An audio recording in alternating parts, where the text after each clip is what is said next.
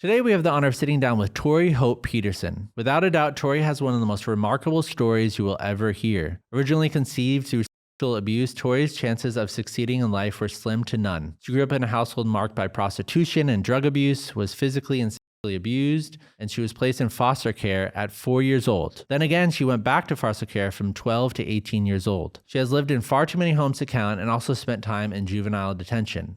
And yet she stands here to talk about it all. Against all odds, Tori not only graduated from college, but also authored 2 books, including her latest release, Breaking the Patterns That Break You. Her remarkable journey has earned her features on TEDx, ABC News, and Good Morning America. She's also built a highly influential online presence with nearly 130,000 followers across social media. So in this conversation, we dive deep into that experience. We discuss the circumstances surrounding her birth, growing up in an abusive household, and the gross injustices that she faced while inside the foster care system. Discussing themes like trauma and spirituality, we discover how and why she succeeded despite every obstacle standing in her way. So without further ado, Tori Hope Petersen. I'm gonna jump right into the deep end. So your story is like one of the most remarkable things I've ever heard. Just from start to finish. And you know, even the way that you began your first book, starting right at the beginning of your story, and just like the circumstances surrounding your birth and everything like that was really just hard to fathom or believe, like just kind of the miracle of like even being born and the challenges around that. Some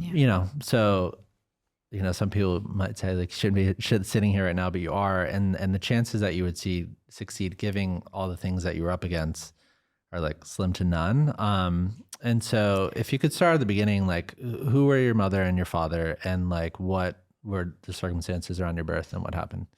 Yeah, my biological mom is a human trafficking survivor, and that impacted a lot of who my mom was to me. And so I was conceived out of abuse, and she had me after both of her parents had passed away. And I think a lot of people, told her like, you don't have to have this baby.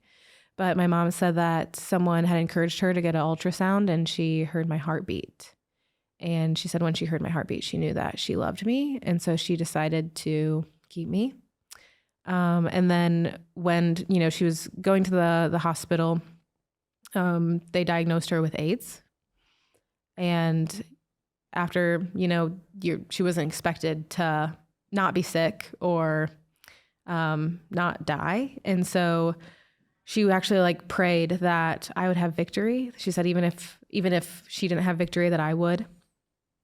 And she prayed that there would be hope over my life. And someone actually gave her a card with a scripture in it that had this verse in it that had the word hope in it. And so that's how she named me Victoria Hope. And then she birthed me, and the doctors were like shocked. They were like, how is this woman so healthy still? And they did another test, and they found out that it was actually a false positive. And I like to say that my mom did the absolute best with what she had. She was a survivor. And now I think that we have a lot of resources around trauma and abuse, and we understand it a lot more. But my mom, both of her parents had passed. She didn't have a community. She didn't have, I think when people mentioned therapy then, it was like, oh, you go to therapy, you're like psycho, like you're mad. Mm-hmm. And, now if you're like not in therapy, people are like, are you okay? Like you should probably get to therapy. And so I think for my mom, she just didn't have what I've had, and she didn't have the resources. And so in the end, the trauma was passed down. But I know she loved me. She always said that. She always said she loved me. She always said she cared, and she was inconsistent in her love, but I think she did, like I said, she did the best she could with what she had. So she was like a human trafficking survivor, and then what became of her life from that point, like even into adulthood, and then, you're born and stuff like that? Yeah. So my mom was a trafficking survivor, and I think that it's common that when you are trafficked, you go into prostitution. And so my mom was a prostitute. She was actually in jail when she was pregnant with me. And when she birthed me, she was taken to the hospital in a police car. And these are the stories, you know, that I hear from my mom. And then the first 3 days of my life, I actually spent with someone who she would have been in a relationship with when she was a prostitute, because she still had days left in jail after I was born. And then I went back to my mom, and, you know, I would say that like the first part of my upbringing was stable. Like I would say that my upbringing was as normal as any 1, 2, 3, 4-year-old, until there was a SWAT team that busted through our front door. And I knew that there were bad things in our home. My mom told me they were bad things. She told me we don't talk about them. But I also knew like it was my mom's way of living. It was my mom's money. And so in a way I knew it was a good thing, but I knew I shouldn't talk about it. I remember being like in traffic and my mom talking about it in the front seat with a friend. And I was like, oh, we can't talk about that. Of course, I didn't know it was drugs. I didn't know what drugs, you don't know what drugs are at 4 or 5. But a SWAT team busted through our front door, and I was watching Scooby-Doo, and they came and they started, you know, just opening the wardrobe, and they started to take the bags of drugs down. And one of the cops, I remember he put the drugs like in front of me, and he was like, do you know what this is? And I knew to say no. I did know, like I knew of it, but I knew like I should say no. And so I just shook my head no. And then this sweet woman came and she picked me up off the floor. I was, like I said, I was in the living room when they busted through the door watching Scooby-Doo, and she came, she picked me up off the floor. And as she walked me back to my back door, we walked through the kitchen, and it was like the whole kitchen was just a wreck. Like it was rummaged through. The sugar was all poured out. The flour was all poured out. It was like, I don't know why they did that. But it was just like a mess. And my mom was just sitting on the floor crying. And she was like, my baby, my baby, my baby. I mean, I would assume that she knew that I was being taken away. And the woman, who I now know was a caseworker, took me to the backyard where I had my swing set, because I lived a good life. Like I had what I needed. My mom was just involved with dangerous people and dangerous things. Yeah. But she always said that she did it for me. She always said she wanted me to have everything that she didn't. And so the caseworker took me to the swing set, and I said, what's going on? And she said, you're just going to go for a little while. And I went to my first foster home then. My mom, she worked her case plan. I remember, you know, I was at the foster home, and I did not want to be there. I wanted to be with my mom. And I remember when I was in that first foster home, they gave me, it was the first time I was ever served a peanut butter and jelly sandwich and mac and cheese. And I was like, I do not eat this, because with my mom, there was so much money from the drugs that we had steak and lobster, and I ate fruit and vegetables. Like I did not have a peanut butter and jelly sandwich. And so, and I think that is very different from many foster kids' experiences. But I wanted to be back with my mom, and I didn't want their food. I remember my foster parents had a pool. I didn't want to be in their pool. I just wanted to be back with my mom. And so my mom, she actually, when kids go into foster care, usually their biological parents or their family of origin has a case plan. And from what I understand, my mom worked that case plan because I was reunified with her. And I don't know how much time I was in the foster care system. Like you don't have a concept of some things when you're that age. Like I didn't have a concept of time. Where was she when you were in the foster care system? Like she wasn't in jail. At 4. So they just temporarily took you. Maybe she was in jail. I know, I'm thinking about it. I don't know if she ever went to jail for that one. My mom's been in jail a few times, but I don't know if she went to jail for that one. Cause I know like we were living with her boyfriend, and I don't know who kind of caught the blame for that. It was his home. But I don't actually know where she was, cause I was in my foster home. Yeah. I remember I would come and visit her at the human services office. You know, it was like a tile floor, and we would play with the toys there, and there was a caseworker who would watch our visits. So I assume she wasn't in jail. I do remember there were times when I was a kid where I would, you know, go to a jail and visit my mom in a, like either on the telephone and she's across like the glass from me, or we were like in a, I guess in a, where it's like a cafeteria almost, where we would visit when she was in jail. But I don't remember visiting her in jail then. I think she was not in jail, but I'm not sure. Yeah. I mean, just the whole idea of, you know, the way that you were conceived through like abuse and stuff, like how traumatizing that must have been for her, like just like that entire experience. What did you end up learning about like your father's?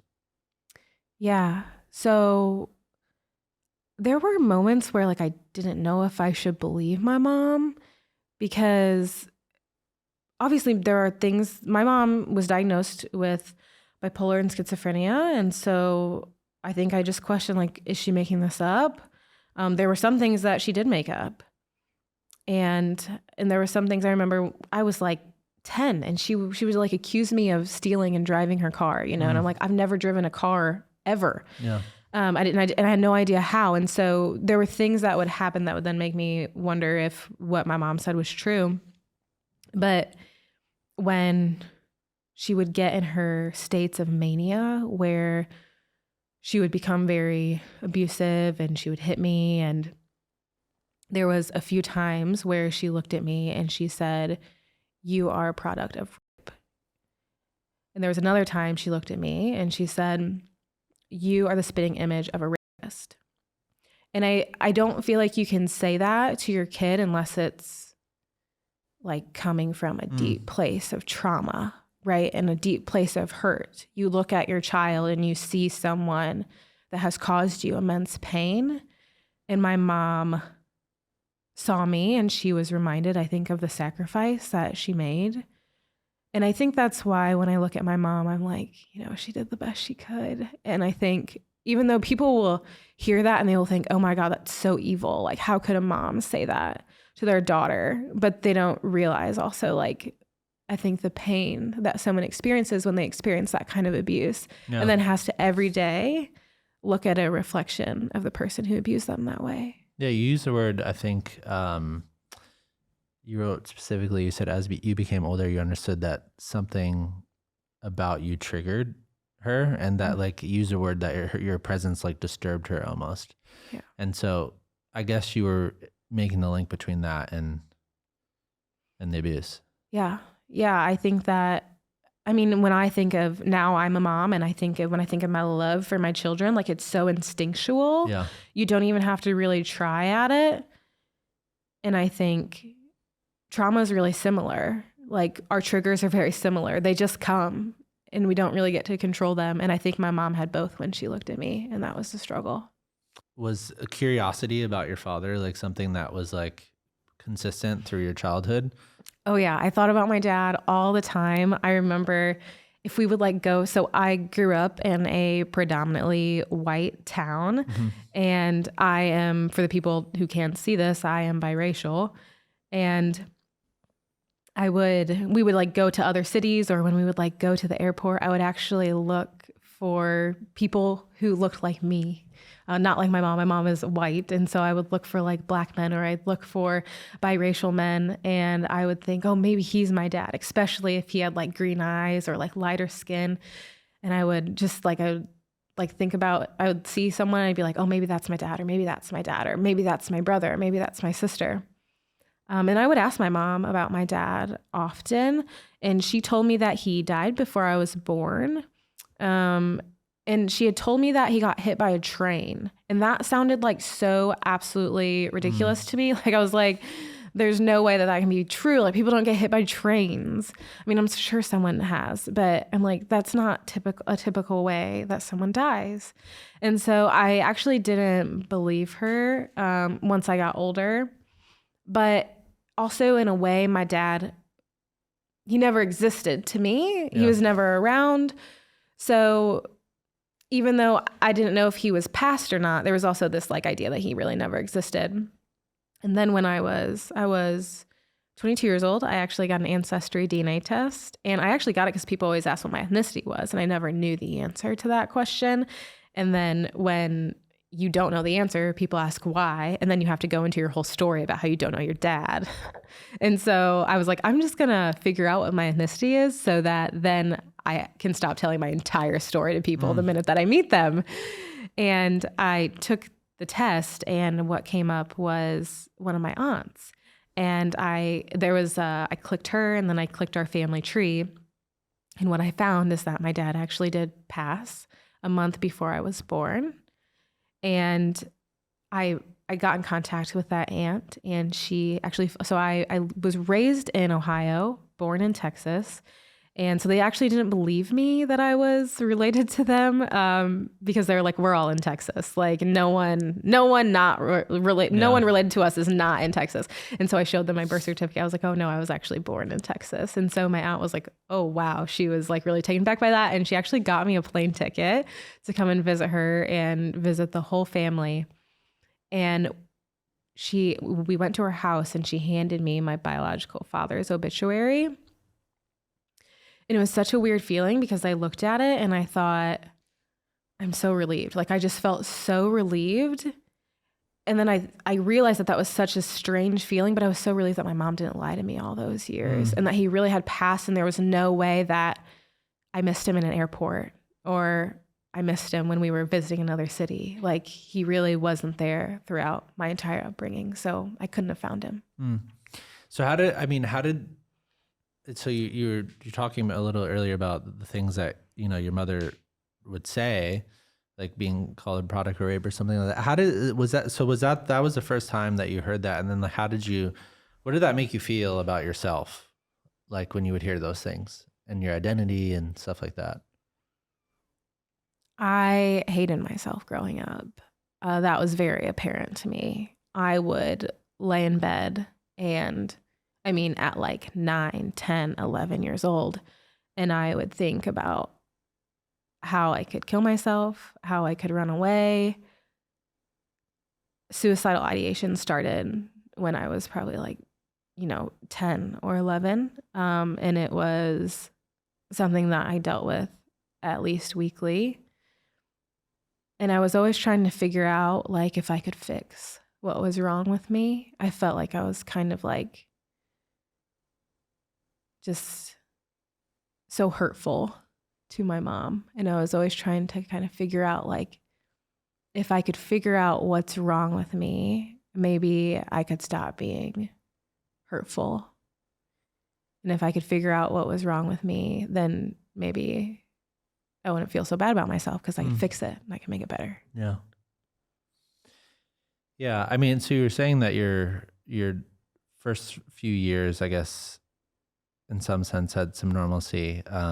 But as I looked into your story, it seemed like as your first 10 years like progressed, like things got a little bit more like chaotic in the house and stuff like that. And then you were talking about the house getting raided and stuff like that. And so, you were then first exposed to the foster care system then at like 4 or 5 years old. And then the cops drive you to this woman's house, Sue. And, immediately for me, I would think of the foster care system, if you're in a situation that is not ideal, it might represent a reprieve, but it seemed like you were exposed to dysfunction in the foster care system immediately. And so there was this experience of like you getting punished for like peeing the bed and stuff like that. And so can you share a little bit about like what happened at that first foster care experience? Yeah, it's pretty common that when kids when they have transition, even kids, they might not even have trauma, but they just have transition, that they wet the bed. And so I wet the bed when I went into my first foster home. I was either 4 or 5, and I woke up the next morning, and I had never peed the bed before. And I woke up the next morning, and Sue, who was my foster mom, she told me that I had to go clean my underwear in the toilet. And so I just remember having my hands in the toilet and like pretty much scrubbing the toilet bowl with my underwear until she told me that I could be done. And it felt like it lasted forever. I'm sure it maybe wasn't that long, but it really felt like a very long time. And then, there were many times in that home there was dysfunction. There was a little girl. There's always in foster care. It feels like when you're a foster kid, you're treated differently than biological kids. And so there was a biological child who lived in the home. And we were playing that game where, like kids, they roll and then the other kid who's standing up jumps over them while they're rolling. And I accidentally tripped over her. And she ran up to Sue and she said that I kicked her in the stomach. And then so Sue was like, "Oh, you kicked her in the stomach. I'm going to let her kick you in the stomach." And she kicked me in the stomach what felt like 100 times. And then I told my caseworker when they came to pick me up for my visit with my mom. And my caseworker just said, "I'm sorry, there's nothing I can do about that." And yeah, there was so much in that home, but I peed the bed again later. And for some reason, Sue wasn't home, but there were many kids in that home. And there was, we had bunk beds, and there was an older girl who slept above me, and she had found that my sheets were wet. And I was so scared. I was like, okay, what's going to happen? And she actually gathered up all of my sheets, and she was like, "It's okay. It's okay." And she just like got me changed, and she put my sheets in the washer and dryer, and then my bed was made hours later. And I just played in between. And after that, I actually didn't pee the bed again. And when I think about trauma, I think sometimes the way that we discipline, like I think Sue was thinking that she was disciplining me, right? Sometimes the way that we discipline, it actually continues the trauma. And I think what that teen girl did, I think she contradicted the trauma. Yeah. I think it healed something because it was like a continual thing. And then suddenly when she said, "We're not going to do that, we're just going to clean it and let it go," it stopped. Yeah. Yeah, that's a really profound idea. It's I want to circle back on that because, we had a trauma expert on here, and he was talking about the importance of that very thing. Was like you need to have an experience that counters what it is that you've been through, and like give the trauma what it never got. Yeah. And so I felt like that was like a mini moment of that. And so were you just, "I want to go back to my mom," like this entire experience? So like, how were you feeling when you were at this house? Yeah, the entire time I wanted to go back to my mom. And it was, it was a beautiful house. They had a pool that we swam in a lot. I think on the outside, it looked like it should be the place that I wanted to be. But like I said, my mom was always nurturing to me. She was always loving. She was a good mom. There were just unsafe people, but she protected me from those unsafe people. I wasn't exposed to them at a young age, Yeah. And so, yeah, I did want to go back with my mom, and I was glad when I did. I was really glad. So then, how often, like you mentioned, she had went to jail a couple of times, and then, so you're dealing with early household picture, like there's, the background of prostitution, drugs, but then, obviously she has bipolar and schizophrenia, which even aside from the prostitution and the drugs is just a major challenge in itself. And so like you get back at whatever, like 5 years old, and like, up until 12, what were those like years, like those early years in the household? Yeah. Because my mom struggled with mental health significantly, there were many times when I would have to escort her into the psych ward, into the coping center. She would drive herself there, and then she would be like trembling or crying, and I would have to check her in, whether that was because she wanted to kill herself or because she hadn't gotten out of bed in 5 days, and she had decided, like, "I need you to take me to this place. I need you to take me to the coping center." And I remember sitting across from my mom when she was at the coping center, and she had made me this jewelry box with a little ballerina on it while she was in there. And, it was like my mom at times was a kid. And I think I viewed my mom a lot like that at times, that she was a kid. And I think that's what helped me have compassion for my mom.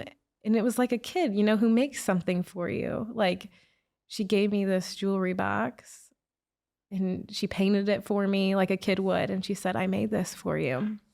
And then, days would go by and we would come home, and things would seem like they were going back to normal. But then my mom would have a manic episode. And then, you know, if she would wake up, when I was going to school, I would always try to be very, very quiet in the morning, because if I woke her up, I knew that it was going to be a beating or an argument.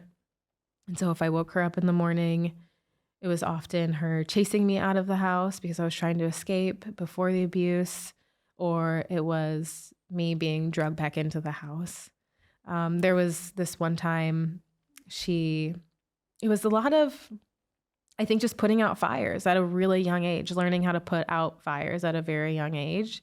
I was always trying to figure out how not to make my mom explode and how to keep things as stable as they could. There was this one time my mom, she had gotten in a really big argument with her friend. We lived in a trailer park, and it was like, this trailer park is like literally in the middle of town.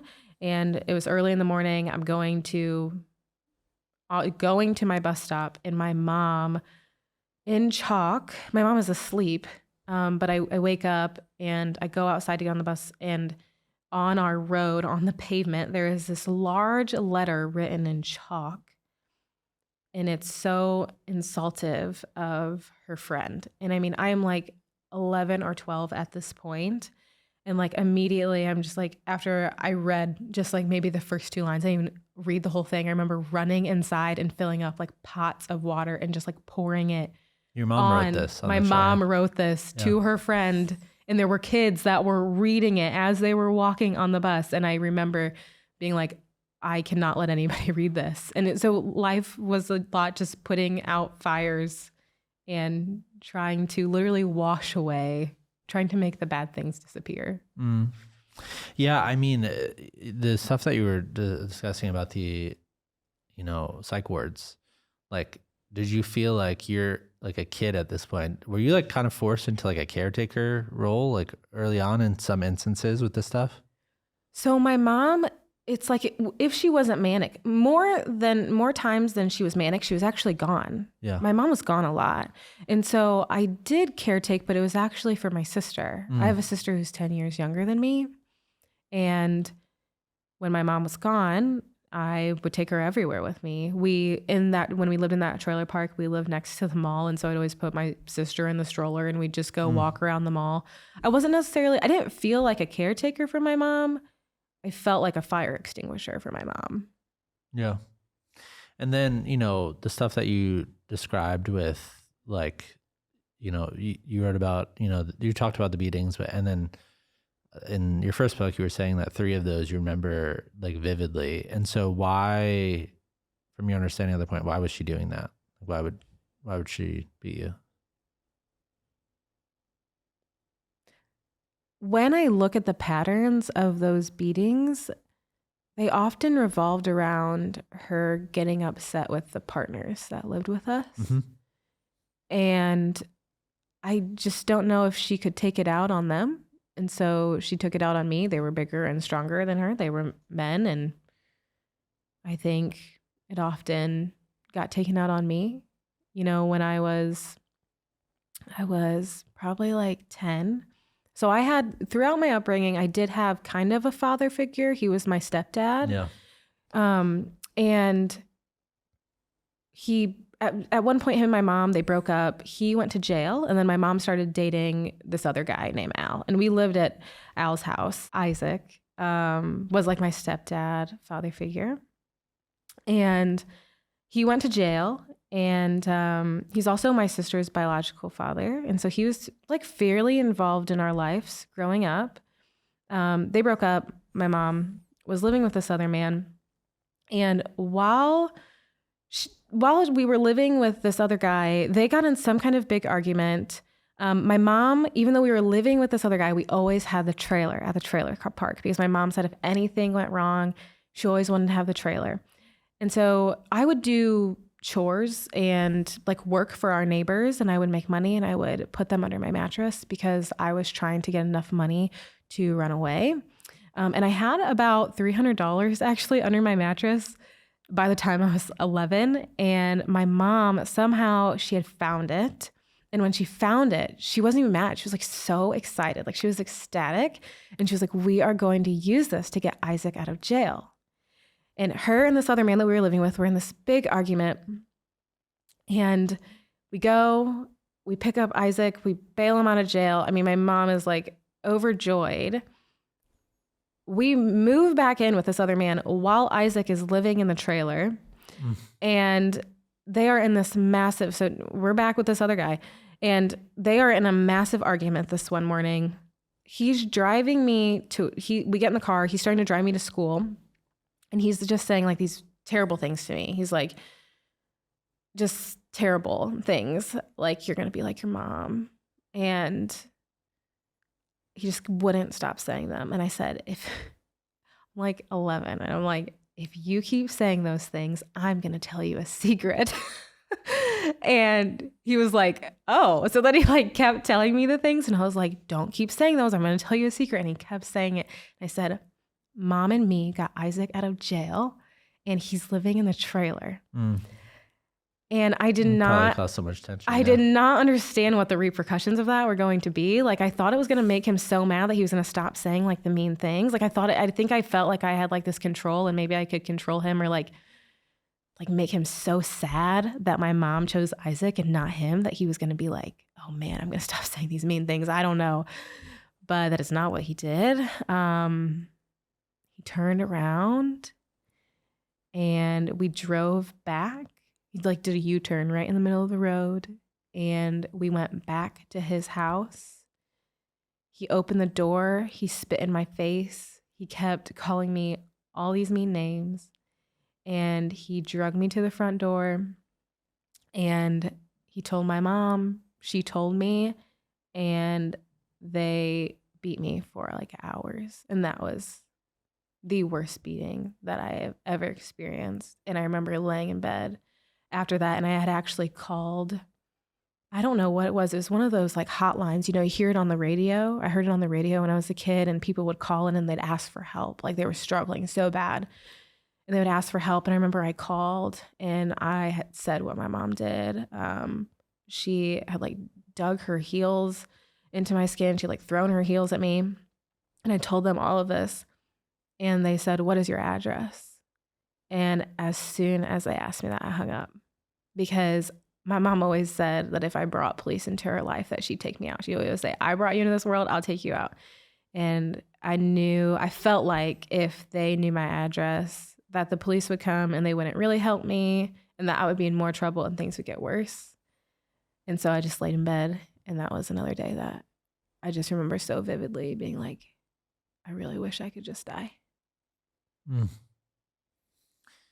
It's like hard, like just, I can't even imagine like what that experience is like, and the two of them, and it's just so incredibly awful. I mean, dealing with all this stuff at like such a young age, I would imagine it caused you to like grow up like very quickly. Like, was that the case?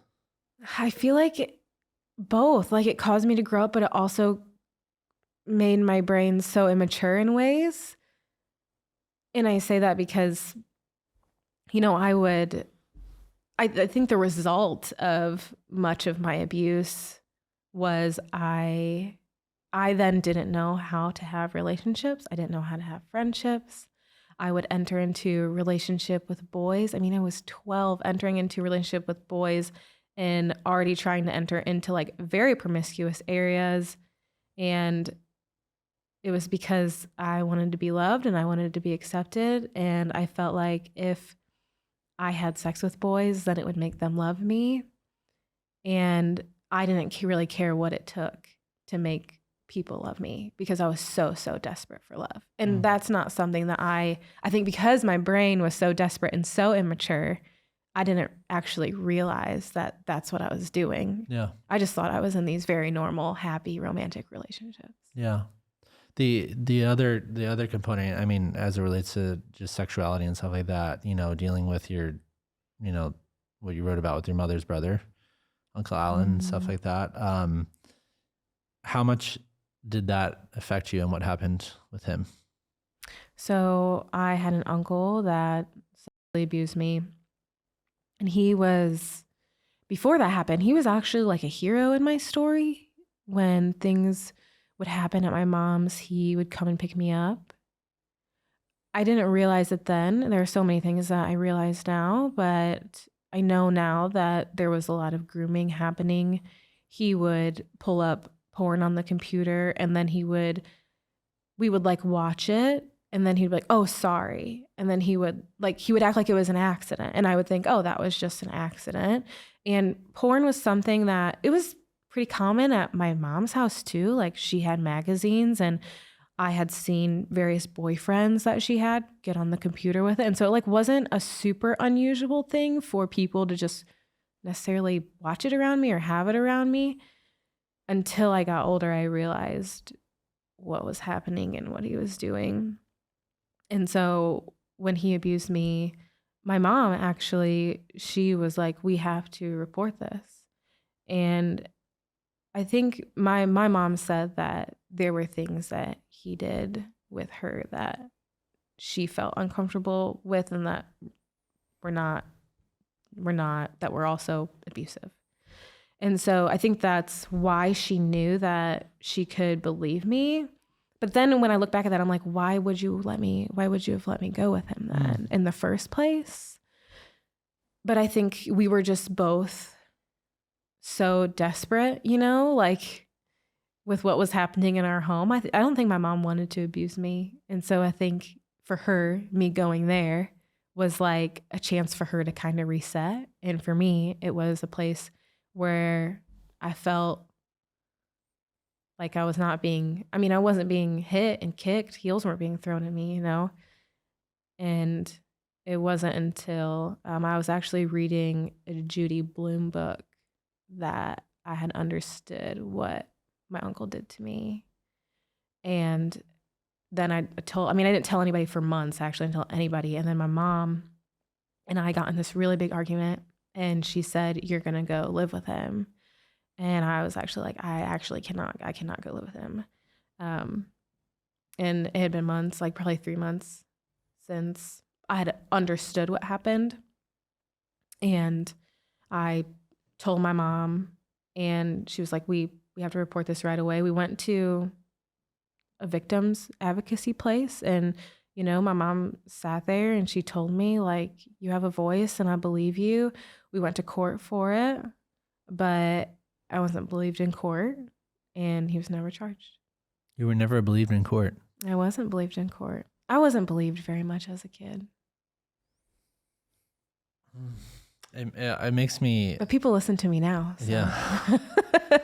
It makes me think of, you're going through this, like, sexual abuse, physical abuse, like chaos, like so many things going on. And then, the thing that felt really heartbreaking to me is like, this is all leading up to you, like being like, I think 12 years old around this.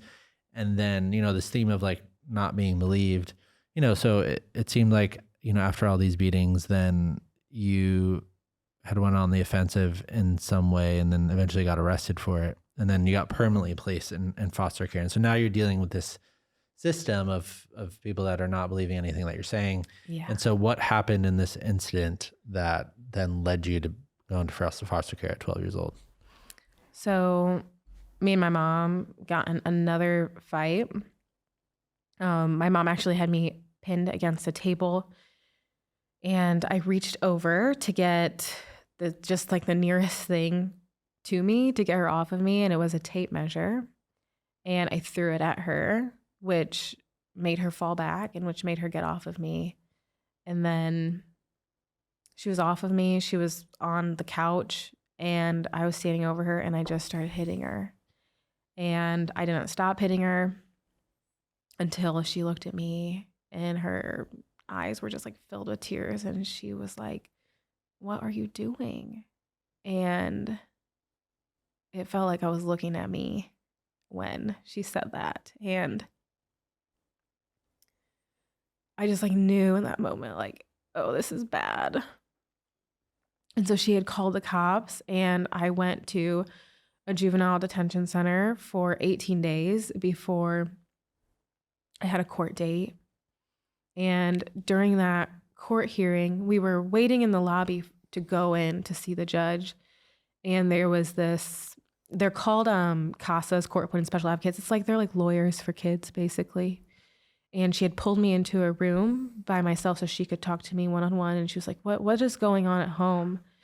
And I felt like, I was like, I cannot tell her what's going on at home, because like my mom said, I brought you into this world, I'm bringing you out. I was very scared. I knew like what happened at home, I was not supposed to talk about. And I mean, my mom always said, if you go into foster care, it's going to be worse. If you go into foster care, it's going to be worse. And we were in that room alone, and all of a sudden we just hear like these loud bangs on the door. And the woman opened the door, and it was my mom. My mom just started screaming. She was like, you are not allowed to have her in there by herself. She's a minor. You're not allowed to talk to her by herself.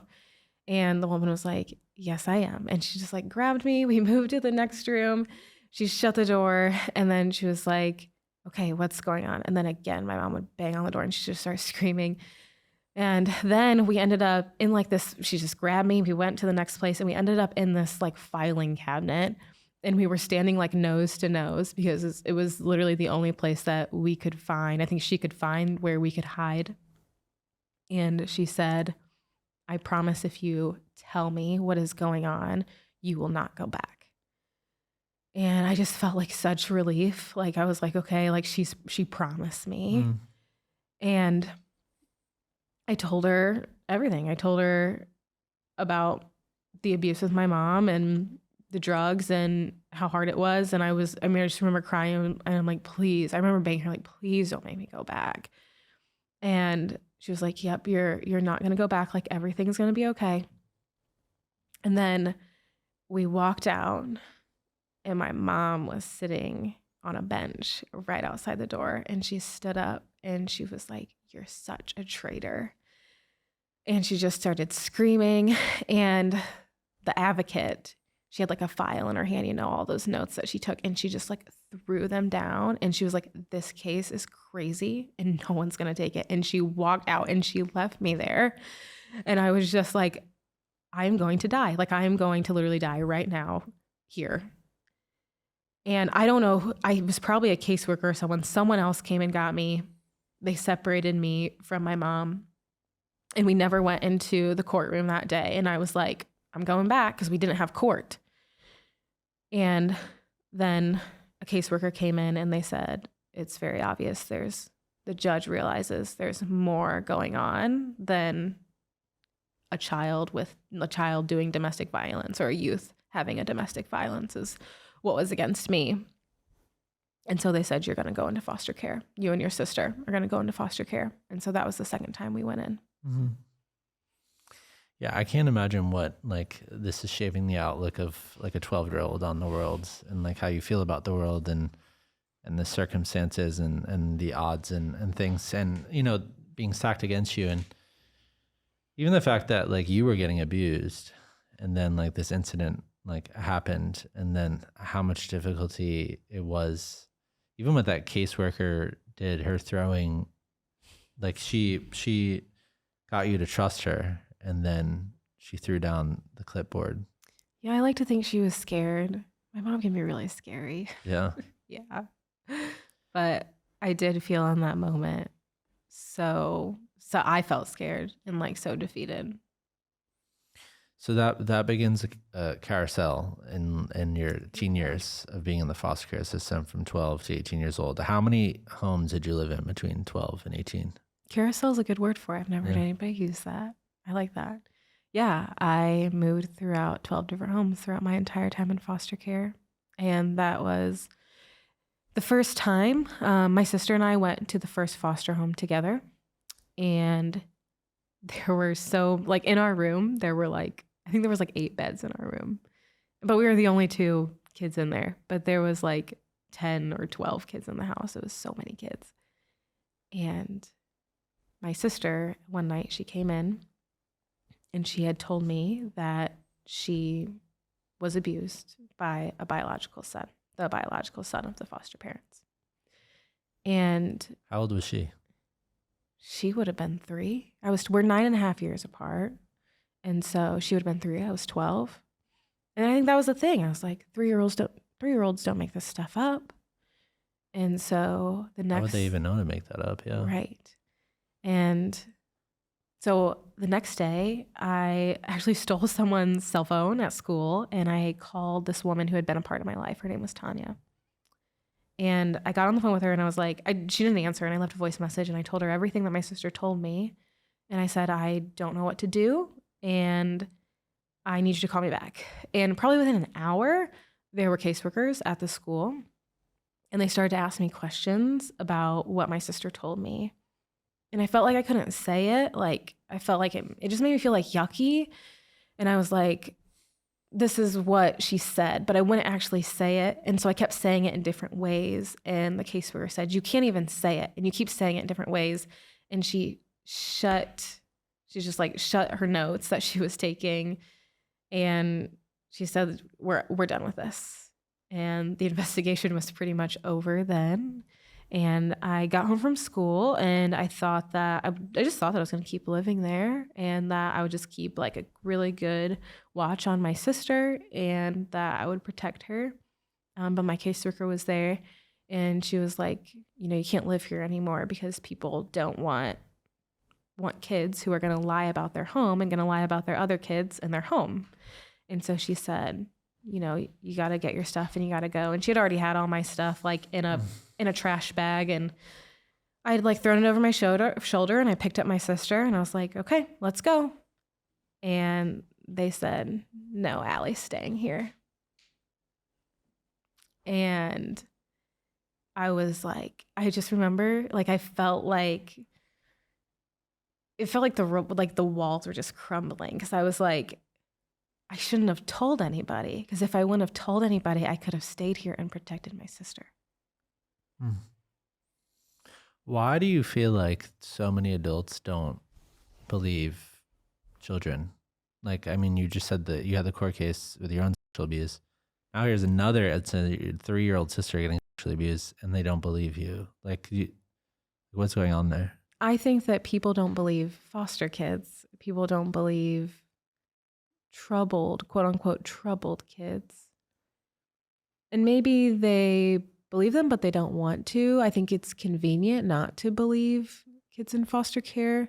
When I think about the situation that I was in, like I said, there was 10 kids in that home, 12 people total. And if there is abuse in a foster home, what happens to all those kids? You have to find homes for them. And I lived and I still live in a very small rural community. And usually in rural communities, there's not a lot of foster homes. I mean, actually in everywhere, there's not enough foster homes for how many kids are going into foster care. And so if you deem that a home has abuse in it, you immediately have to find homes for all of those kids. And so I think it's convenient not to believe kids in foster care for that reason. And also, I think that foster kids or quote unquote troubled kids are also, they kind of play like scapegoats. So if there's issues in the home, like if your biological son is a sex offender, it's a lot easier that's a hard thing to accept as a parent, right? So it's a lot easier to deny that and blame maybe the dysfunction or the chaos in the home on the child that is coming in with dysfunction and chaos and abuse. Yeah. Yeah. So, I mean, you go from that experience and now you're bouncing around,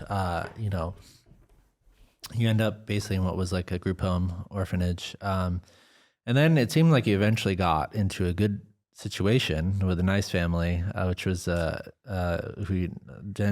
and Sarah were the parents, and then that got blown up too because of a hand-holding incident. So can you share about what happened at that next experience? Yeah. Well, I don't know if I can share this one on the podcast. I'm trying to think of the people who will listen to it. Yeah. Yeah.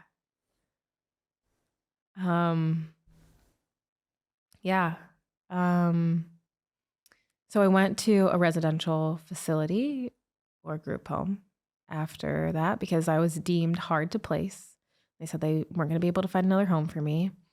That was which is absolutely ridiculous, by the way, because that was the first foster home that I had ever been in since my time when I was little. And so it should have been not hard to find me another home. They just didn't want to try. And so I went to a residential facility and I was there for 16 months. And that was actually a safe place. I think there's some people view residential facilities as bad typically in the States because it's comparable to orphanages. It has rotating staff. It doesn't have parents. There's typically a lot of kids. I lived with 9 other girls, so there was 10 of us total. And it's like a facility, not like a home. But it was a safe place for me. I don't think it was perfect, but it was safe. And that was a good standard to have, considering the last home. And so from there, I had actually run track when I was there, and I had met my track coaches, Sarah and Denzel. And they had a son who was around the same age as me. And I mean, this home was perfect. They were great parents. They loved me a lot. They actually, they became foster parents for me. They weren't foster parents before they met me. They met me because they were my coaches, and then they decided that they wanted to become foster parents. And that's why I was in the residential home for so long, because I was waiting for them to get licensed. And yeah, they were great parents, and their home was a lot of fun. And I had really good memories there. It's some of my most treasured time in foster care, if I think about it. And when I think about that time, it went back to what I said at the beginning. I wanted love. I wanted to feel love and acceptance. And I was willing to do whatever people asked me to do to get it. And so, unfortunately, I had a relationship with my foster brother, who was their biological son. Mm. And I actually wrote about it in my journal. And I've always been an avid journaler, journal every single day since I lived in my group home. And my foster mom, Sarah, she found my journal, she read it, and then she came to me and she asked what had happened. And I was like, well, it's right there. I can't really lie about it. I can't make anything up. And they decided to put me in respite care, which is temporary foster care, a temporary foster home. And actually, before I went there, Denzel, he held my hand, and I was actually looking. I had a turtle. They'd got me a turtle. I was looking at my turtle, and he held my hand, and he said, "I promise we're going to work this out. You're our girl, and you'll always be our girl." And then I went to the respite care, and we had what was called, maybe a week later, we had what was called a case meeting, a team meeting where all the caseworkers and the foster parents, they all get together and they decide kind of next steps.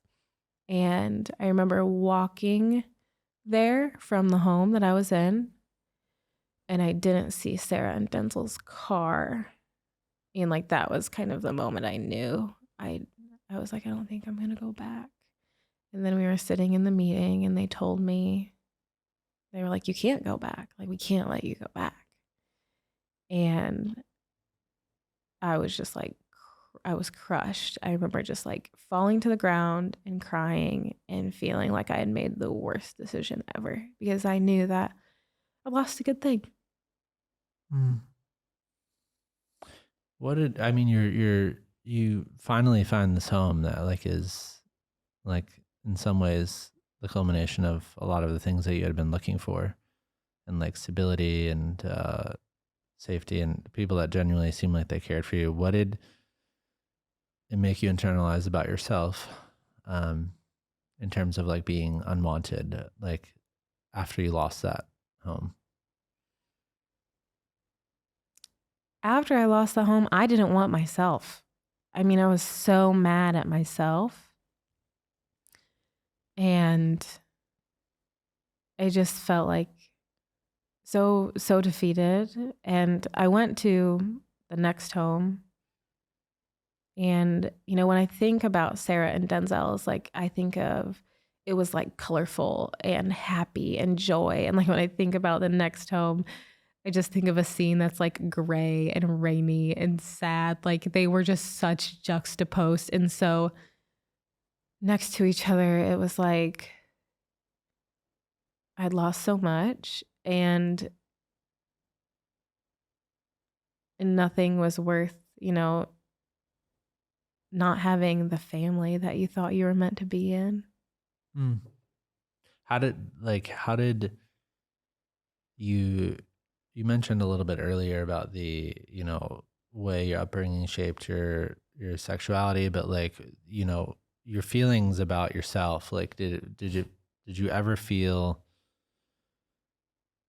strongly or positively about yourself, or just felt like it was a downward spiral, like this entire time being in foster care of like experience after experience? Yeah, I don't even know if I could have an opinion about myself.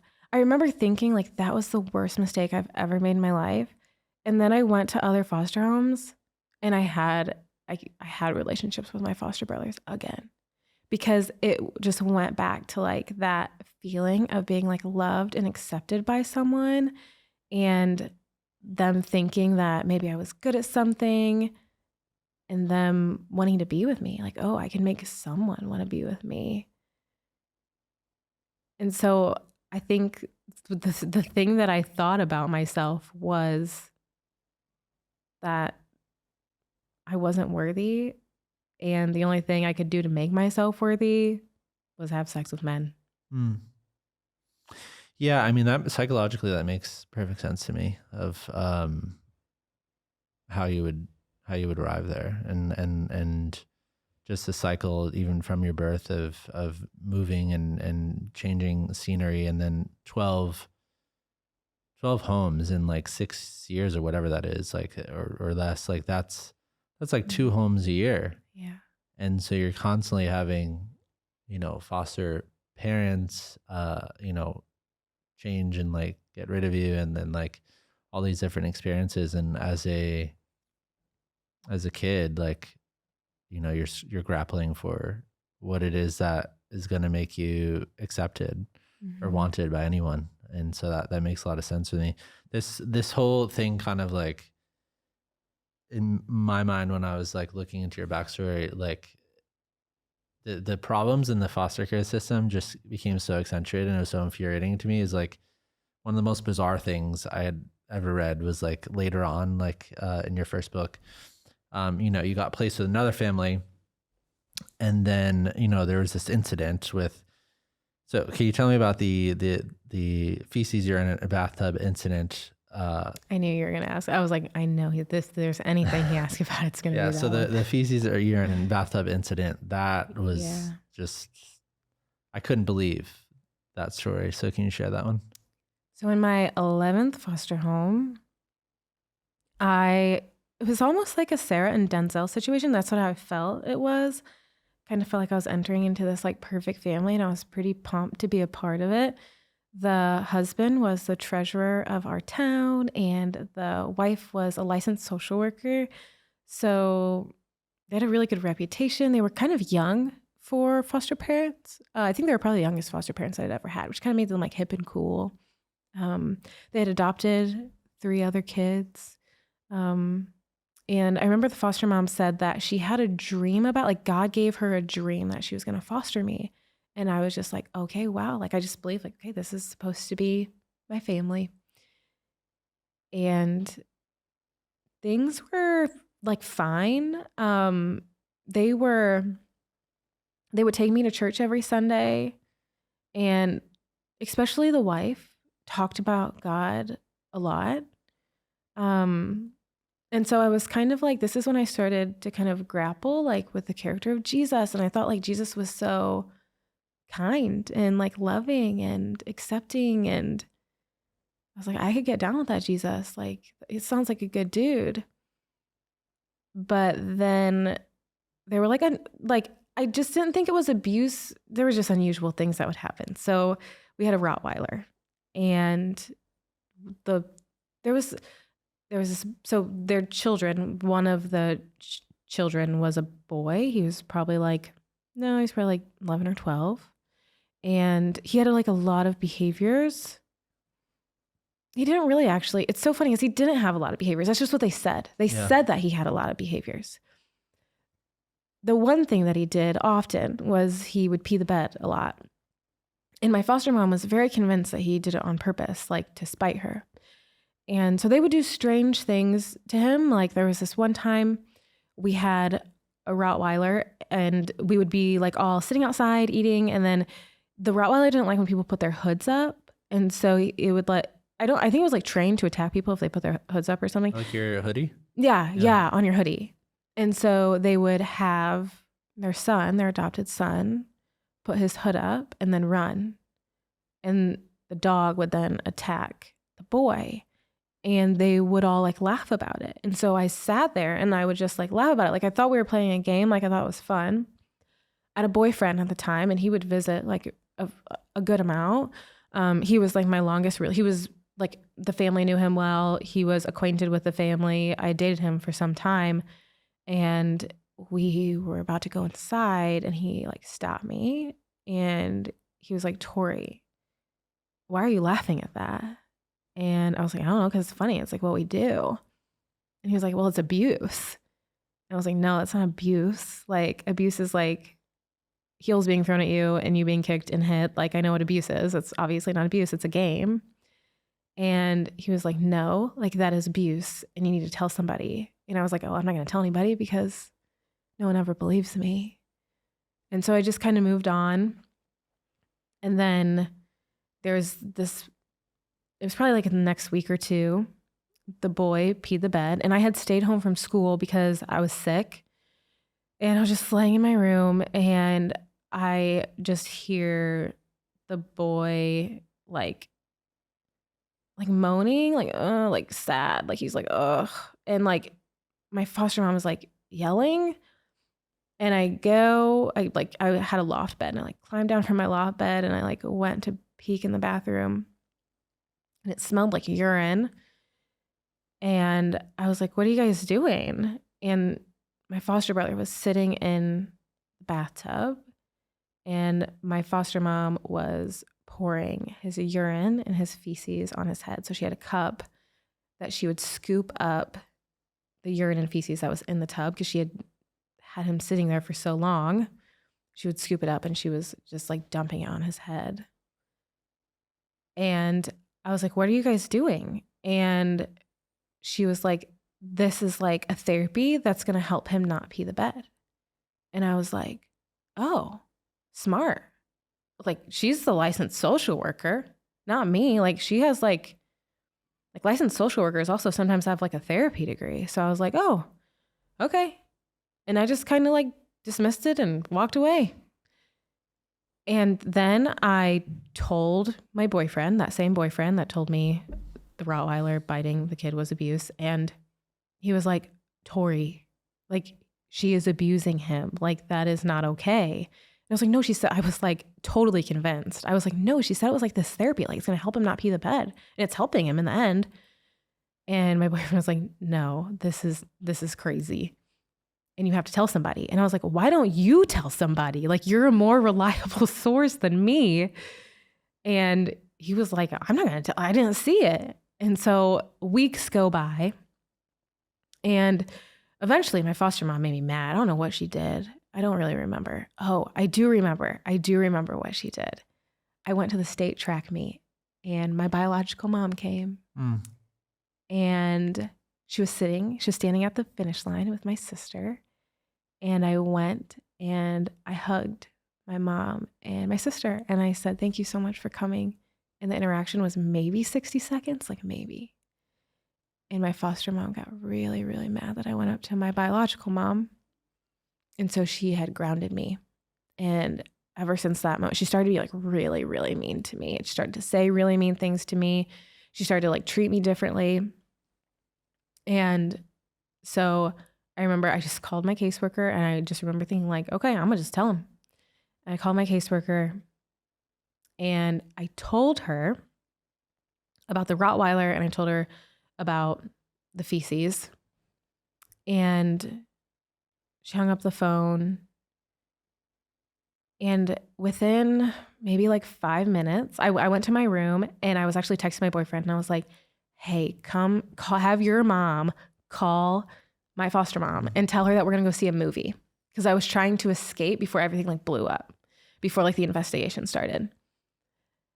And so his mom called my foster mom. We had a plan to go to the movies.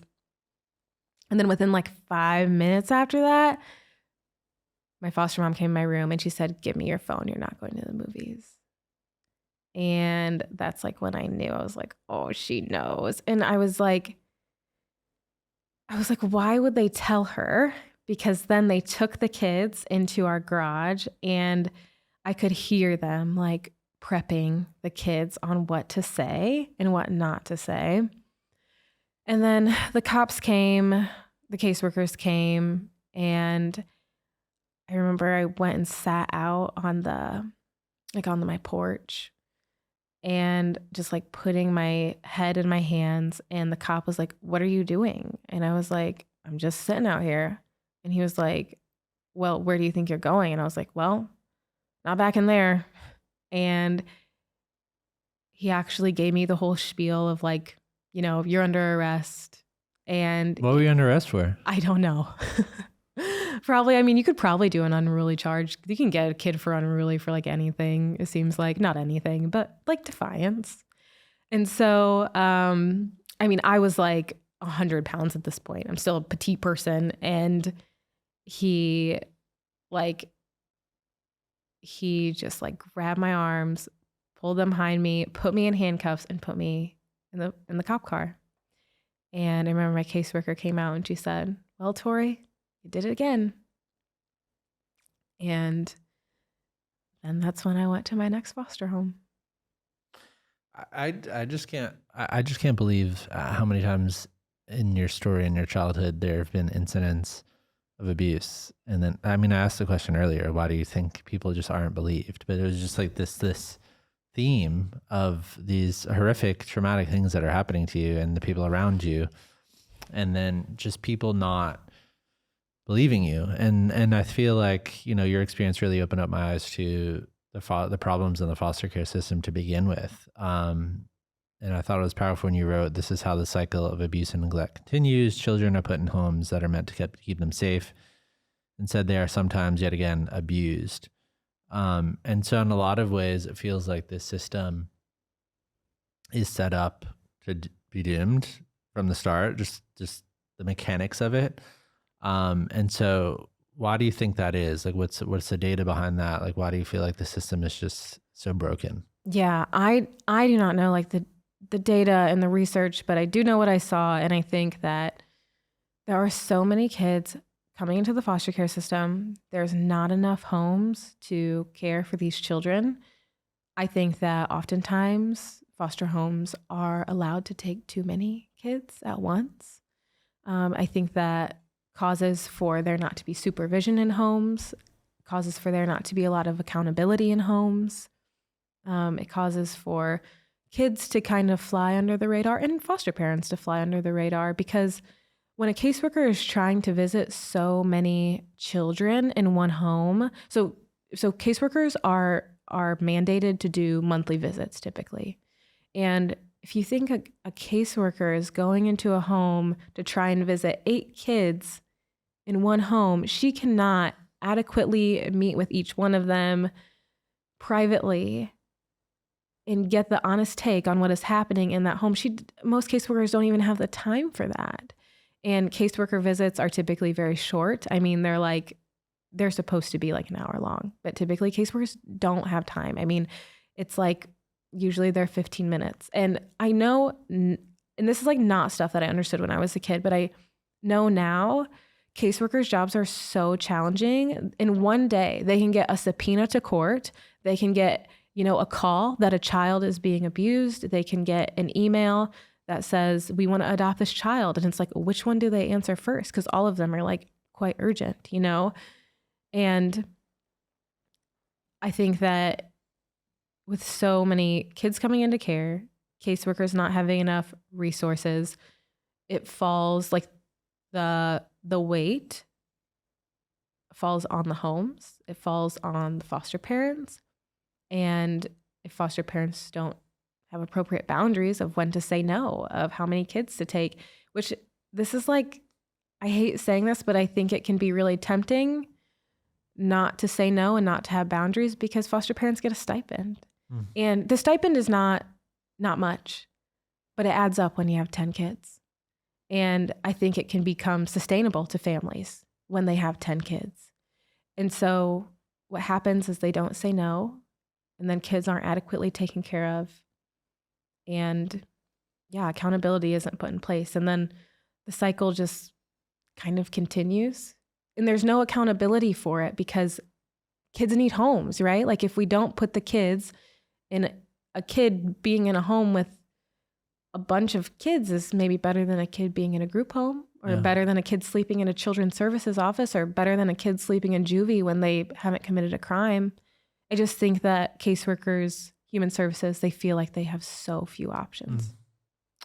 The only system that I could think of that reminded me of it is like how the guardian system is is exploited with the elderly, which is another instance of a vulnerable people group, and now on the other end of life, having to be taken care of. And so it feels like, with all the statistics that, you cited about the people, how many kids a caseworker has, it's like, it becomes easy to look at it from a foster parent standpoint as like, like a money making machine. Like if you have a lot of kids in your house.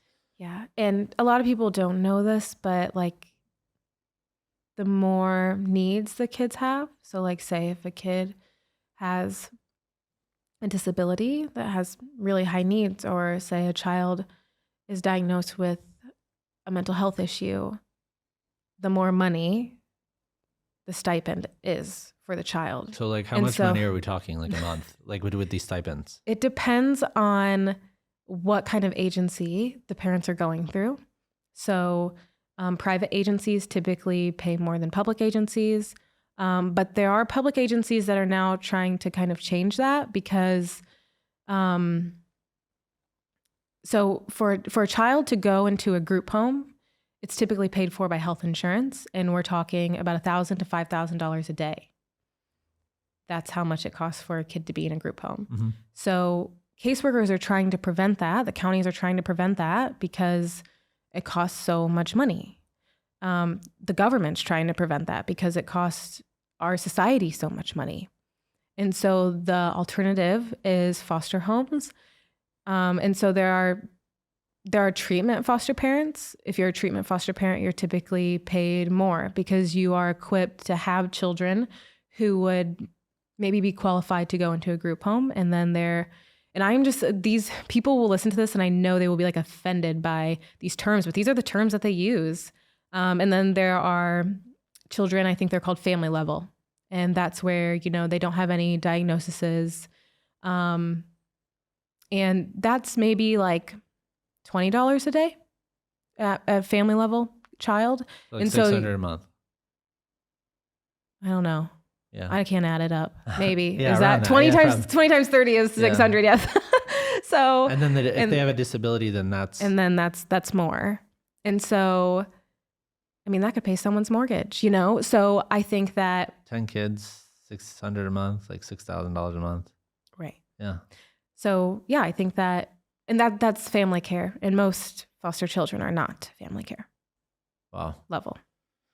Yeah. I mean, it's just such a crazy system. And so, you're getting, at this point, this last home, you're getting probably close to 16, 17, 18 years old at this point. Yeah. So I was 16, 17 in that 11th foster home.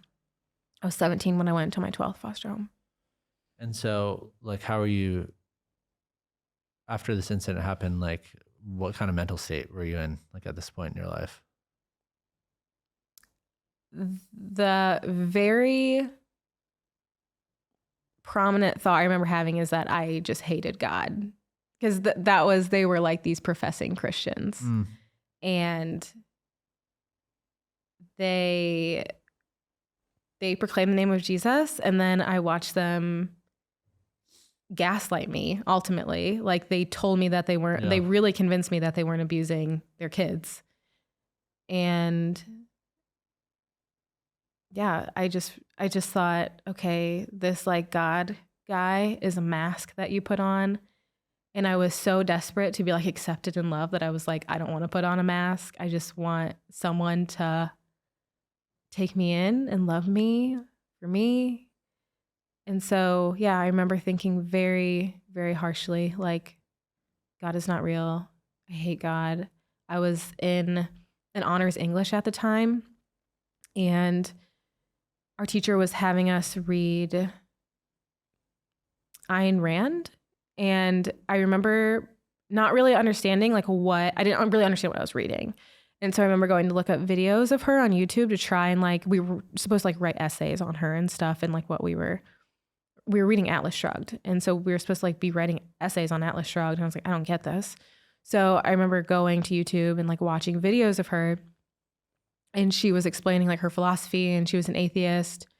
And I also felt like she was just like this really strong woman. And I wanted to be a strong woman. I think I felt so weak, and I wanted to like identify with her strength. And I was also so mad at God, the God that I didn't think he existed, but I was mad at him. And yeah, I was like, I'm an atheist. I remember going around, I went to a very conservative high school. It wasn't a Christian, it wasn't a religious high school, but very conservative, traditional things were taught. And I remember like going to my peers and telling them that God wasn't real, because I wanted to convince them that he wasn't. And my foster mom, she started taking me to church every Sunday, and it was just like a big eye roll every single week. I was like, this place is so stupid.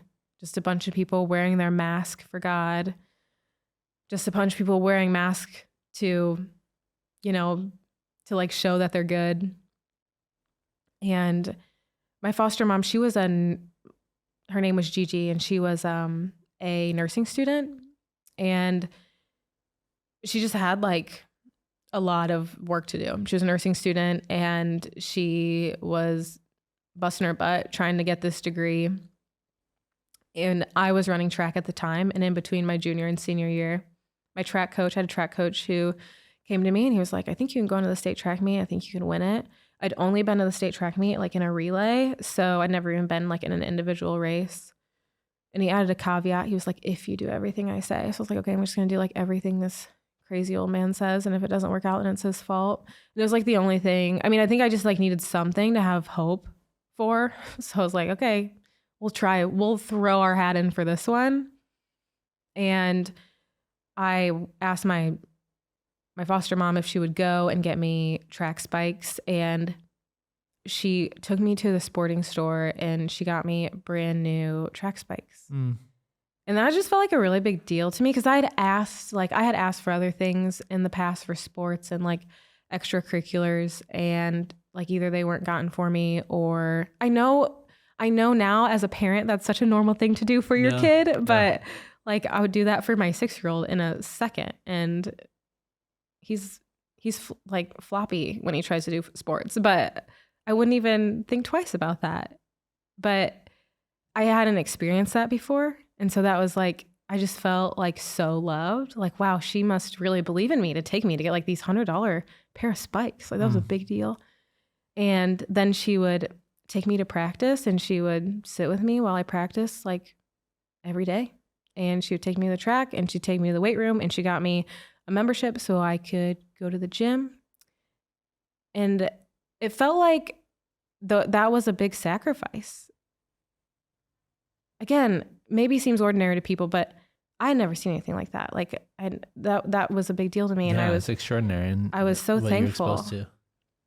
And she was a proclaiming Christian. She proclaimed the name of Jesus. And I remember I went to her, and I think I started to be like kind of curious about Jesus again. And I said, and I think I was also just still mad. And I said, if God is so loving, like people say he is, then why didn't he give me a dad? Because if I would have had a dad, then I wouldn't have went into foster care, and I would have I would have had someone to protect me from the abuse. Like that would have made a lot of sense. And I was just sitting on Gigi's bed, and she said, I don't know. And that was the first time I'd heard a Christian say, I don't know. I always felt like when I went to Christians, they always told me like, this is what you should believe. This is why you should believe it. Like, and it felt like, oh, I have someone who doesn't know with me. Like, I'm not the only one who doesn't know. And that moment really softened my heart. That's, I think, when I became more open to understanding just who God might be. And so as we were going to church every week, I started to listen more, and we were singing the song called Good, Good Father. And when we were singing it, it was just kind of like clicked. I was like, oh, like I have had a father. Like I've had a dad. I've had a father in God who's protected me and loved me and prepared me. And when I looked at my 11th foster home and my 12th foster home, what I realized was that it was a preparation, that God was showing me, you can proclaim my name and you can be a Christian. And there's two ways to do it. And one way hurts people and it pushes people away from God. And there's another way that it can be done with integrity that brings people closer to God and that is healing.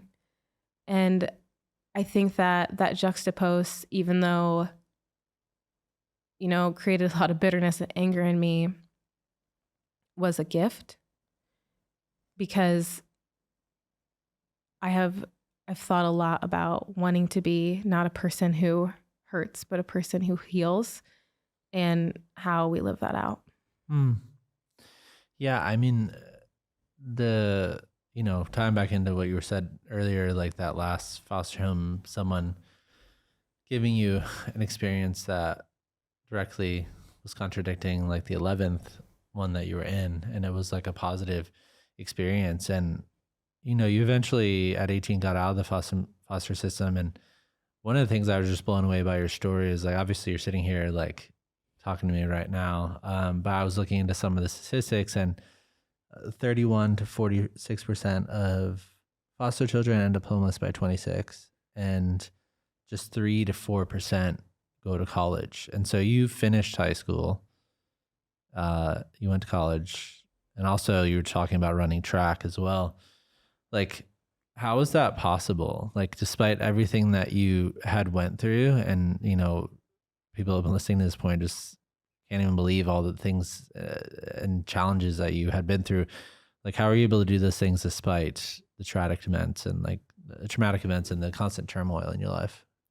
Yeah. So like that percentage, like you said, I actually was homeless the day I turned 18. I aged out and I didn't have anywhere to go, and I was bouncing around from house to house. But I did have a whole semester of high school left, and I also had a whole season of track left. But I was really holding on to what my track coach said, that I could win state. And I think I had this I think there's this anger in me. And I think there's always been an anger in me that has kind of spurred me on. There's even a part of me, I think in a lot of spaces, like anger is a bad thing, but there's a part of me that's always wanted to kind of hold on to my anger. Because I was so angry at the way my friends' parents viewed me, because I was the bad kid and they couldn't let their kids hang out with me. And I was so angry that my caseworkers didn't believe me. And I was so angry that everyone thought I was going to be a statistic. And that anger made me want to prove everybody wrong. And so people couldn't see my grades. Like, I was a pretty good student. And so I felt like I had to do something that people could see that was good. And when you're in high school, like, the good things that you get praised for is either like being phenomenal at playing an instrument, or your good grades, or being a good athlete. And so my only option was to be a good athlete. And I just trained every single day. And I remember like wanting to quit and thinking, but I'm going to prove them wrong. And I remember wanting to quit and thinking, would a champion quit, or would a champion prove them wrong? And I trained really hard that year, and I got really close to my track coach, and he became like a father figure in my life. And he actually welcomed me into his family. He has 2 other daughters, and he now is my dad, and he's who my kids call grandpa. Mm. And under his training, I became a 4-time state champion in track. And that's what allowed me to go to college. And I think that day was it was like I knew that was the day that I was definitely like, okay, my life is going to be different. And I'm not going to be a statistic. I remember I had a newspaper, like a media people came up to me and they were like, what would you say got you here? And I had no idea like what to say. And it just like came out of me. I said, God has made my trials my triumphs. And I have no idea where that came from. And it was like, it like had to be God that gave me those words. And I think that was the day where I just knew like God is in my life and he's helped me. I couldn't have gotten there. I was up against the defending state champion. And everything that had led up to that point wasn't supposed to be what it was, exactly what you said. And I knew that the only way that it could have possibly been what it was is because God's hand was over my life. It felt like I had experienced a miracle. And I moved in with my track coach that day. And that would be like a really great ending to the story, but I was a pretty bad daughter. Yeah, I mean, what I find refreshingly honest about, especially kind of the crux of your latest book is that you made this, kind of had this like spiritual like awakening, and that is like part of your story, but it's like you now are writing this new book and you're not sugarcoating like the healing process. And, it is a redemption story, but it is something that is kind of unfolding. And you wrote like that, my younger adult years were engulfed by agonizing mental turmoil, broken relationships, and thoughts of escapism, suicide, and self-hatred. And so you do have the spiritual awakening, but then what was that process like after 18 and then into your early 20s? Because you're what, like, this was like 10 years ago right now. Yeah. Yeah. I think when I was 18, I thought that like God had healed everything. Like I thought that I knew that my life was going to be different, and I thought that I actually thought all the suffering was going to be over at that point.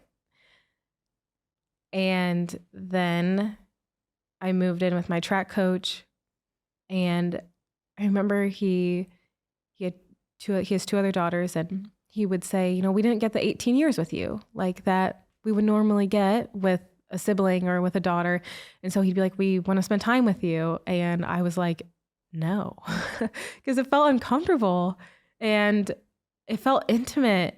And I had good families, but I had also, I think at that point I had experienced so much hurt, and I had learned like pushing people away is easier. And also I kind of had this pattern of like people who wanted me, I rejected. And then people who rejected me, I wanted them, because I felt like if I could get the people who rejected me to love me, then I would be truly loving. Yeah. And so he was just like so loving and accepting, and his daughters like wanted to be my sisters. And I was like, it was almost like everything that I was against. It was like my body and my brain and my heart it was like an instinct. Like I just rejected it. And then I would again, like seek relationships with boys, and even like dysfunctional friendships, like any place that was dysfunctional, that's where I wanted to be. And I know now, like you mentioned psychology earlier, psychology tells us that those who grow up in dysfunction enter into dysfunctional relationships because it's actually where their brains find comfort. Yeah. I didn't know that at the time. It was when I learned that statistic that I was able to look back and apologize to my dad for not accepting his love. But he was very, very patient with me, and he stuck around. And I think, when you ask, how have you overcome what you have? I think it's because there were people who stuck around even when I didn't deserve it. And I learned these patterns within myself. And I learned that it's not that I'm unlovable. It's that I chase people who don't have the ability to love me. And while doing that, I lose sight of the people who do love me. And I think that realization has been very healing to me. Yeah, I mean, that's another example of what we were talking about earlier with the contradicting, the traumas. You had all these people that ran away from you in your life, moving homes, constantly feeling unwanted, and then having the reverse experience of having a support system of people around you that even if you messed up or didn't quote unquote behave correctly, they're staying and they're giving you a different experience. I think a lot of people would be curious, like the amount of like emotional, physical, sexual abuse that you went through, like the trauma aspect of this, like what was the process of working through that? Like you got a official, like a diagnosis or something, and then like therapy or I know you mentioned one of your books, like EMDR, like what? Yeah. How did you, and that's probably still a process today of like how you're getting past all that stuff. That's like such a mountain to Yeah, it has walk not over. been linear by any means. And it has been, so I had, it was actually mandated that I go to therapy when I was in foster care.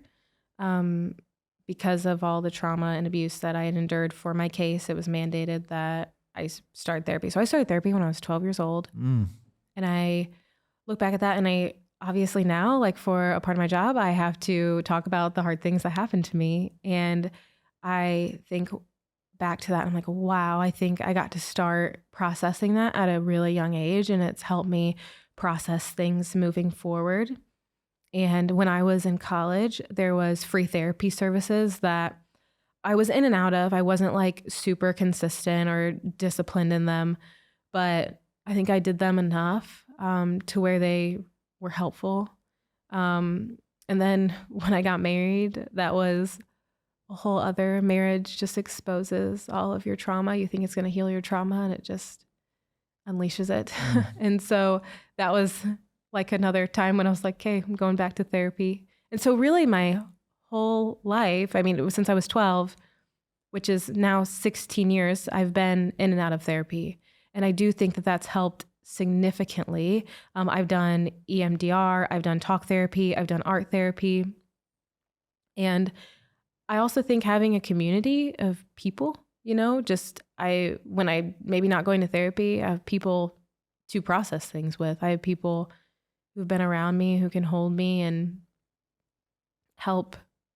The community that I'm in, I go to a church that's very trauma informed. I think that can be rare for churches, sadly. But my church, they're very involved in foster care and adoption. And I think that has compelled them to also be very trauma informed. And so being able to have a community around me that I think has had a lot of grace as I grow and mature and as my brain heals has been really helpful to me. Yeah, I mean, integrating, the psychological aspects of this and then the more spiritual aspects of this is an interesting intersection, like especially for me. There was this one, your entire life you were looking for love, right? Was predominant theme.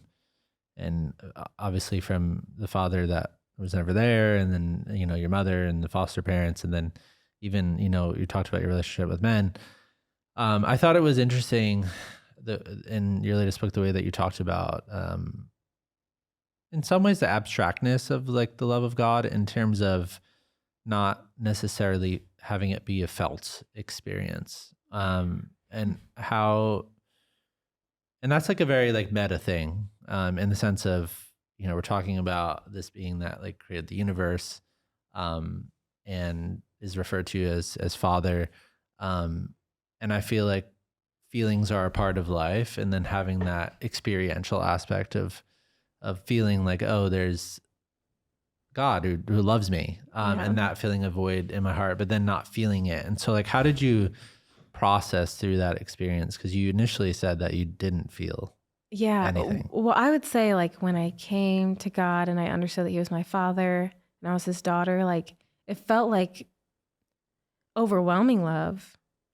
But then I think as that like initial, it's kind of like there's a song that says like restore the joy of my salvation. Like I think that was like when we come to salvation, there's this initial joy, right? And I think there was like this overflowing joy and love, and then it faded.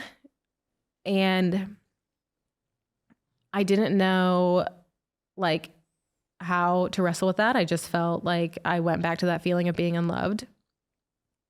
And then entering into relationships that I really hoped to make people love me. And I don't know if it took a really long time for me to quote unquote feel it. And I actually think there are times that I still don't feel it, but I've just come to believe it. Like I have to really, a huge thing for me that's been really helpful is I used to like, when you come to faith, when I came to faith, I didn't necessarily,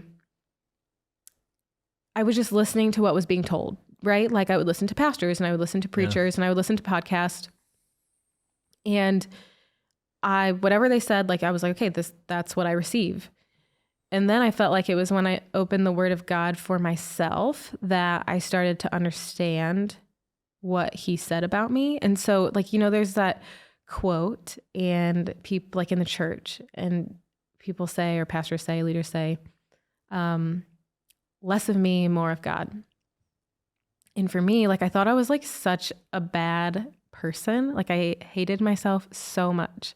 And so I was like always trying to get rid of me. I was like always trying to create less of myself. Like, and so I think when you hear that in a spiritual sense, it can actually just be more harmful. And so I was always trying to create, like to me, that just was confirmation that I was bad. And I needed more of God. And absolutely I did. But when I went to the word of God, I really felt like I understood that differently. And like how I would say it now is more of who God has created you to be and more of God, because God has made you and me good, and he doesn't want us to just like rid ourselves of ourselves. He made us. And when I started to understand, like God did a good job making me, I am good, I am loved. Understanding that truth has helped me so greatly, and understanding it for myself and understanding that it comes from God and not from man. I was always, I think, hearing it from man again was like me still seeking man's approval and seeking that validation, even from like authority figures, pastors, preachers. I was always trying to get that validation. And so if anybody said anything differently, or if they said something that wasn't necessarily bad, but I misinterpreted it, or I interpreted it in a way that my trauma interpreted it, it often left me questioning myself. And then when I went to the word of God, I think things started to become clearer for me. Like his truth started to become clearer to me.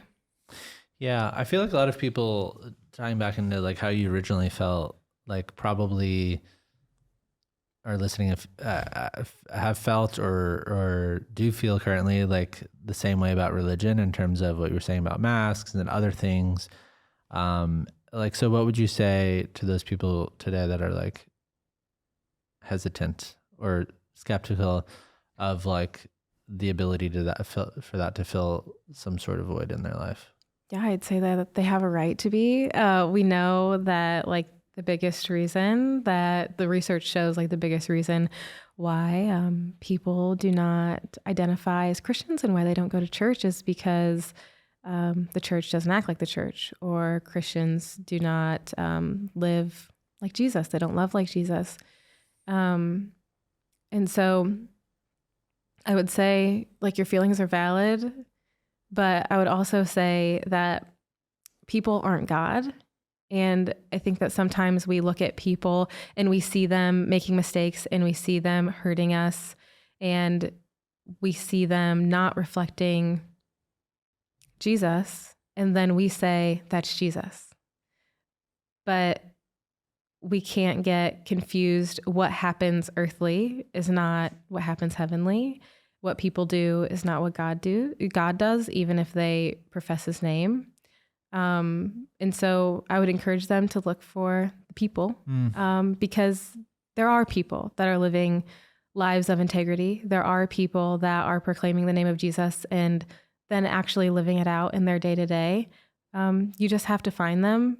And I think that oftentimes, to be honest, they're in pockets, right? Like, I think when I think of my life, I think that a lot of the people that hurt me, they were in pockets, like they were at a whole church. And so you think, oh, wow, all people are bad. And then when you go to a healthy church, you're like, oh, wow. If you experience a healthy church, you're like, wow, all the people here are like living holy lives of integrity.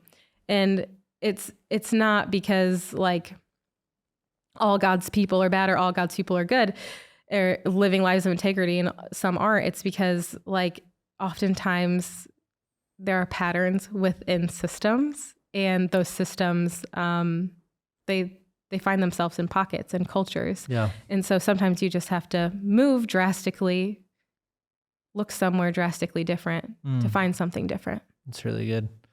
So in like this process of healing, you know, there's this cliche phrase, time heals all wounds. And you actually named this a chapter in your latest book.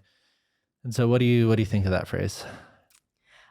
I don't think the phrase time heals all wounds is true.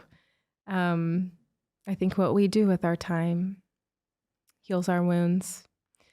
I think that I let a lot of time go by, and I would say I was intentional as I knew how to be. Like I said, I was like going to therapy and I was in community, and I didn't want like my dysfunction to keep ruling my life. I didn't want to keep entering into these relationships that left me feeling intensely broken. I didn't want to keep having suicidal thoughts. It was just that I didn't know what I needed to do, and I didn't know the patterns in my life. And this was really the moment that I heard he was a therapist. He was giving a seminar, and he was talking about how when we grow up in dysfunction, we enter into dysfunction because it's where our brains find comfort. And in that moment, it was like something clicked. I was like, okay, yep, that's what I've been doing all this time. And I thought, because I wanted something so different for my family, I knew that. And so I thought that I just kind of linked that to romantic relationships. But what I realized is that, you know, when I was a kid, it was my mom that was the dysfunctional relationship. When I was a teen, it was boys. When I was a young adult and married, it then just went to this church woman who was like an authority figure in my life. It just like, if we do not address the trauma, it'll just transfer from one thing to another. And that's what was happening to me. And it was when I addressed that and figured out that it was just transferring. It was just moving from one thing to another, that I could address it. Yeah, that's really good. One of my favorite quotes that you wrote was that healing is a lifetime process. If we assume we're completely healed, then we stop engaging in the healing process, which prevents us from continual and deeper healing. And so even just like identifying that cycle that you're like transferring like the trauma and like being able to, because a lot of people might not be consciously aware, like that's what they're doing. That requires like a deeper level of contemplation within oneself. And then, you know, you are farther than you used to be now, but I assume you're not fully where you want to go. And so, yeah, I don't know. I think that God is miraculous and that he can heal abundantly, more than I've experienced personally. But I also think that, you know, Jesus suffered, and that we oftentimes are meant to reflect his suffering. And sometimes that's comes in the healing process that can feel really dark. And so for me, healing has been a lot of like 5 steps forward, 2 steps back. and kind of up and down, climbing the mountain and then falling down, feeling like this wound gets opened back up and then climbing back up, and falling again. And I think that really healing, like one of the ultimate healers, is just accepting that. Because now we're I talked about the culture my mom grew up in. If you were seeking healing, you were crazy. Now we're in this culture of always be seeking healing. And I think that actually can be healthy too, because then you're looking at yourself and you're you're never arrived. You're never good enough. You're never going to be good enough. You always need to keep doing more, rather than accepting the beautiful process that is healing. Yeah. And the beautiful process that is healing, and the beautiful process that comes with suffering and in reflecting and accepting oneself, really. You mentioned your mom. I think a lot of people will be interested in this point about your relationship with her, particularly because a lot of people harbor resentment and anger towards someone that's abused them, find themselves in a place where they can never forgive that person or even reconcile with them, or many people don't even have opportunities to reconcile with that person. And so what has that been like for you in these last 10 years today? So when I lived in my group home, they required us to do group therapy. Mm-hmm. And there was this girl, her name was Jen, and she had the most behaviors out of everyone. And she was the youngest. And so naturally her brain was less mature than all of ours. And she just drove all of us nuts. She was just everyone's least favorite. And in this group, we were supposed to be telling our stories, and it was Jen's turn to tell her story. And as Jen was sharing, she talked about how she was a survivor of trafficking, how her parents had adopted her and then they trafficked her. And when I was listening to Jen, I was looking at Jen, and she was a kid, but her story was so similar to what I'd heard my mom talk about her story. And I think I realized in that moment, my mom was once a kid. And I forgave my mom. I forgave my mom when I was 12 or 13, sitting in that group home. That was when the forgiveness happened. And I would say that the forgiveness has happened it's had to happen over and over again after that. It wasn't one time, but I think I learned forgiveness and what it felt like. Forgiveness is compassion. Forgiveness is understanding for the transgressor. And I think the gift that forgiveness gives us is that when we do not forgive our transgressor, we're actually the people who are controlled. And so what I have learned, and I learned it at a very young age during my time at my group home, is when I forgive, I'm not controlled by the person who hurt me. I used to be so angry, and when my mom, would come visit me, I would want all of her love, and she would say these really mean things to me. And I there were times where, of course, that hurt me, but then there was also, it would hurt me and I would think about it, but I always went back to, my mom was once a kid, and she was once a kid that wasn't taken care of and loved and given what she was supposed to be given. And that's helped me forgive my mom again and again and again. Yeah, I mentioned we had the trauma expert on here. He actually worked with Bessel van der Kolk, who wrote The Body Keeps the Score, the best-selling book. And so he said in our interview, he said, what you're saying makes me think of it. He said everybody's a perpetrator and everybody's been harmed. So people who inflict harm have had harm inflicted upon them. Yeah. What do you think of that phrase? Yeah, I think that hurt people do hurt people, but healed people heal people. I think that it is, that idea helps us offer compassion to people, but I also think that idea can help, it can cause people to get stuck. Oh, I'm just harming people because I've harmed. Yeah. So I think we do have to be careful with the idea, because we do have to take responsibility for our healing. And if we don't, then we keep, that cycle of harm, that cycle of abuse continues. Do you feel like we need closure to heal abusive relationships? I think closure is really complex. And I think that the way that we often view closure is we think it's sitting across from someone like this and having a conversation of resolution, maybe apologies, trying to understand the story of what happened and why it happened. When people grow up in dysfunction, like I said, they often enter into dysfunctional relationships. And so I think people who have that pattern have to be really careful with seeking closure, because maybe they're labeling it as seeking resolution. But I think oftentimes what I saw myself doing was I was actually trying to find resolution to enter back into the dysfunctional relationships. And then there were times when I wanted to seek closure, like I wanted justice, I wanted apologies, I wanted people to take responsibility for the hurt they caused. But whether it was foster parents and I moved away, or whether it was someone who didn't have the mental health capacity to offer me that, it wasn't possible.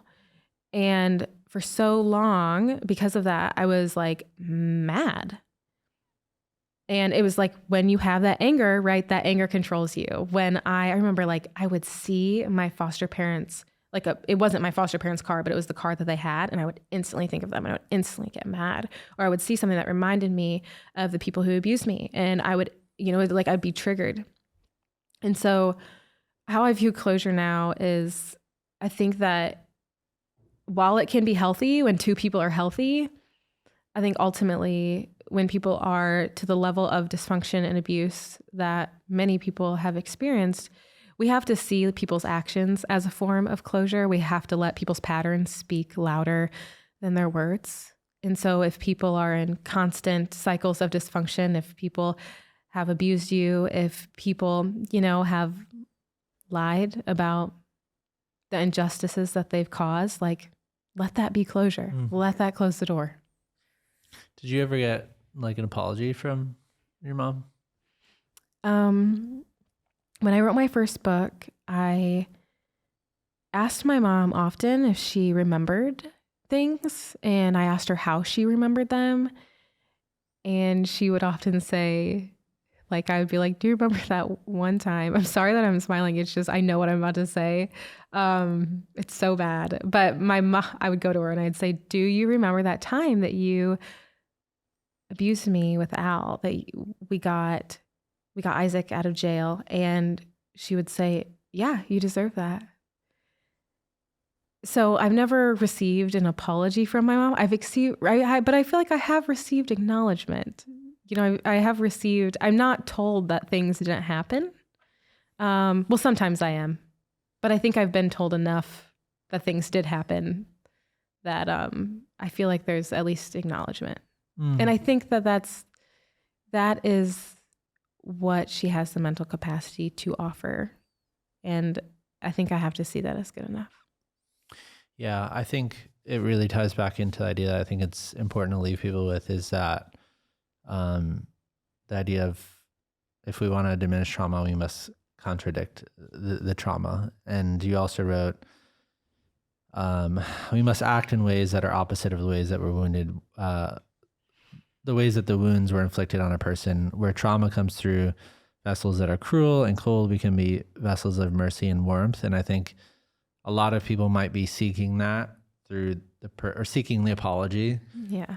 In this way of this person has this revelation and are just so humbled by it, and they come to you and so apologetic and seeking forgiveness, and then you have this full healing process. And that does happen in some instances with some people, but a lot of people never get that. And so I feel like that idea that we've talked about a bunch is who are the other people in your life? Who are the new people in your life? Or a husband that you're talking about, or a friend that could give you an alternative experience. Yeah. And indirectly, they might not be giving you the apology that you're seeking from your abuser, but they're kind of helping heal that wound in some ways. Yeah. So, yeah. Is there anything else that you want to leave people with? Can I talk about the power of sharing your story? Yeah, sure. Something that I have learned along my healing journey, and something that I think is a very like underrated part of healing, is telling your story. So I know now that when we share our story to empathetic listeners, it actually changes the way that our brain sees our stories and the way that we see ourselves. And so we can be abused, and then we can feel ashamed, right? We can want to kill ourselves. We can be embarrassed of what we've been through. And then when we tell our stories of what we've been through to people who listen and to people who affirm what we've been through, it literally changes like the wires within our brain to like accept our stories and to feel loving of ourselves. And, you know, people often ask about my healing, and of course, like therapy and community and people who are there have been a huge part of it.